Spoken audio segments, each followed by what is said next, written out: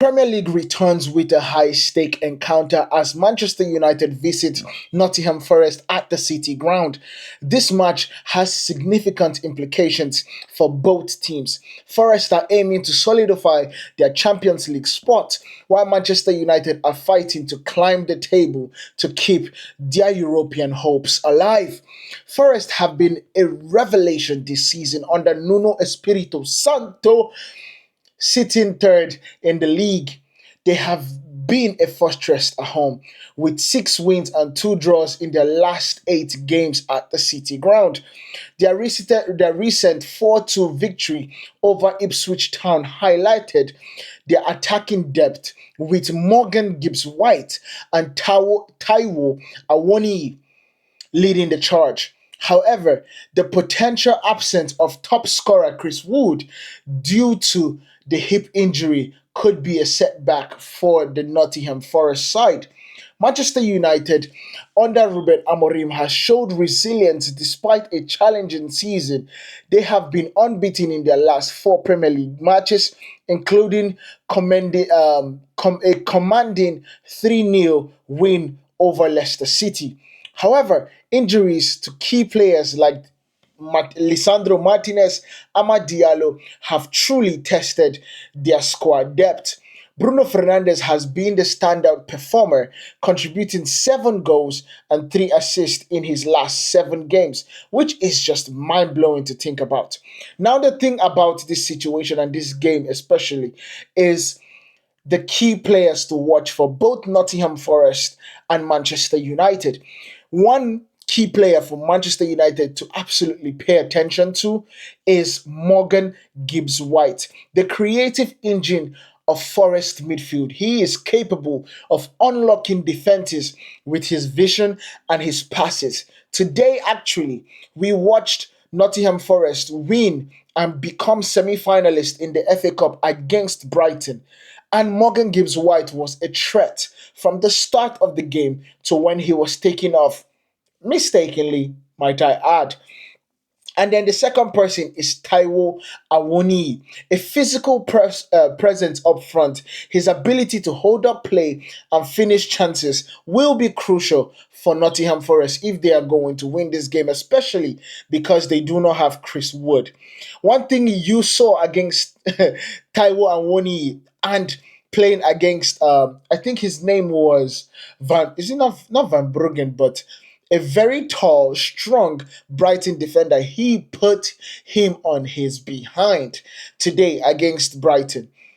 This dude is the real deal. Tell me, I'm telling you, he is the real deal. Taiwo Awoni, Niger born, eating pounded yam and apple helter skelter.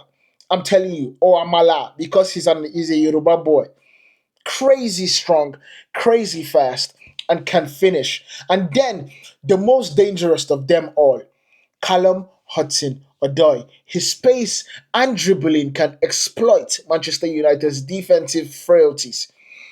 Manchester United have been playing with really good defense lately. The likes of Mazarawi, Delict, and the what's his name, Harry Maguire or Lindelof or Lenny Yoru have absolutely been really good, especially away from home, where we are third in the best defensive goals allowed. We have allowed 15 goals, while Arsenal have allowed 12, and I think one other person have allowed 11. Our defense is not the biggest problem for Manchester United. However, we do have key spots where we try to mix and match with the likes of Diego Dalot playing in out of position. Happily, Dogu is back playing for Manchester United after his silly, and I say yes, silly because he shouldn't have done that, but his silly 3 game suspension. Now, the key players for Manchester United, without even going any further, I can't go without mentioning Bruno Fernandes. Bruno Fernandes is the heartbeat of Manchester United attack. His ability to create and score makes him a constant threat for every single person or every team he plays against. And that is why Bruno Fernandes, first things first, should be the player of the month, because just thinking about what he has done in this month, saving Manchester United here and there, is truly remarkable. He has been the best player. If he was playing for Real Madrid, I truly believe he would have been in Ballon d'Or talks right now. But he's playing for Manchester United, so it's a little different. The second person is Alejandro Garnacho. The young winger has been in fine form, adding dynamism to the United flanks. Ever since Ruben Amorim moved Alejandro Garnacho to the right wing or right 10 position, it has been a total different player. He has been able to score. His decision making has been cleaner. He has been able to pick out the right passes, creating assist on assist. It has been true magic from Alejandro Garnacho. And that leads me to somebody that has just been gaining his confidence after scoring for Sweden and scoring for Manchester United before he left on the international break. The third, but not the least, Rasmus Højlund.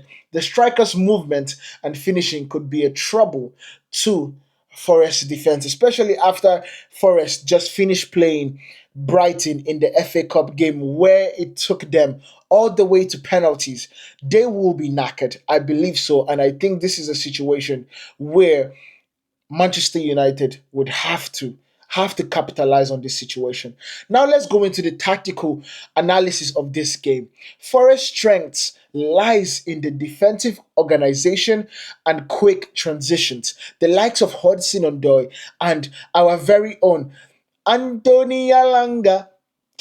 Reading is a dancer. Anthony Alanga absolutely becomes a threat for Manchester United because those are two of the fastest players in the Premier League.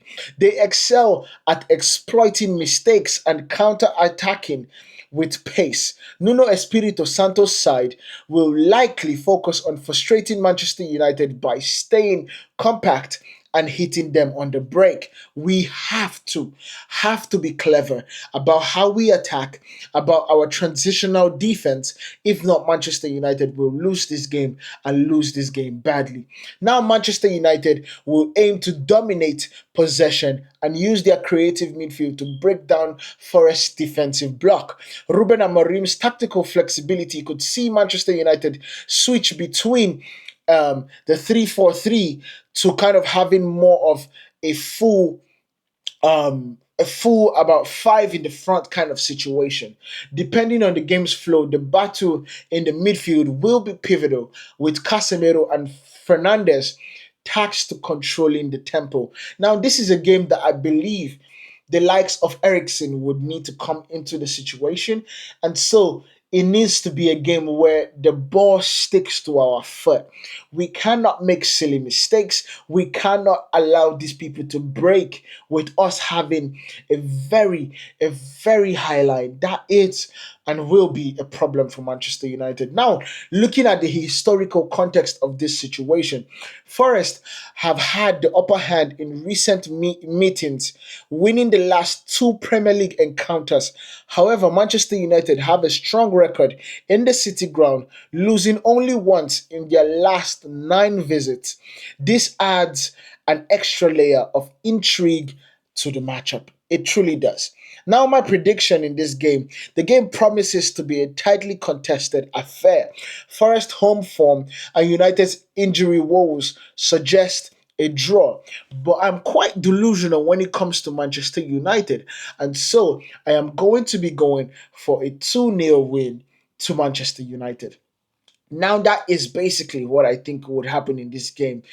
When we look at this situation, I think Manchester United are coming into this game truly having the best confidence that they have had in a very long time. And so I think with a lot of players coming back and a lot of time to actually train, Manchester United should be winning this game comfortably. Now, my starting 11 will be quite simple. It is going to be uh, um, Andre Onana in goal. We are going to have Matthijs de Ligt, Harry Harry Maguire and Mazarawi in the centre back position. In the wing back, we are going to be including Dogu right back from the suspension on that left hand side and Diego Dalot on the right hand side wing back position. In the midfield, we are going to be having Casemiro and Bruno Fernandes because this is the key part.